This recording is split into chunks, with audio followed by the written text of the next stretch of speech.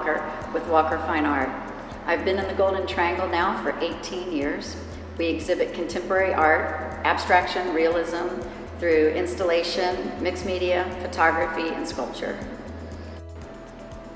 The gallery doors were closed from March 23rd through May 9th, so 6 weeks.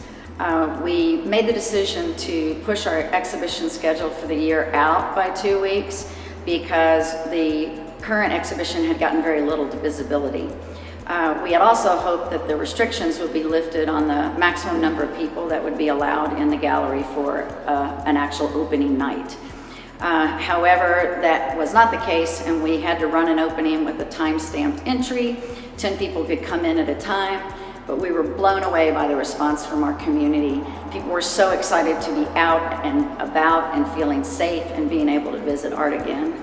Shortly thereafter was when the peaceful riots started at the Capitol building, and the vandalism spilled into the Golden Triangle. So our doors and our windows were shuttered for another week, which meant that the gallery was shuttered up and closed for about 2 months.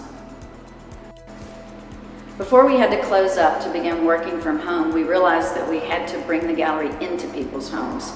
What was an art experiences program that was live had to be transitioned to video. So we launched our virtual gallery escapes and posted a video YouTube channel. The first series was a simple tour, virtual tour of the gallery. We then had our artists speak from their studios about the work that they were working on for the exhibit and for the next exhibit. We had our curators talk about what the underlying meaning and themes were of the show.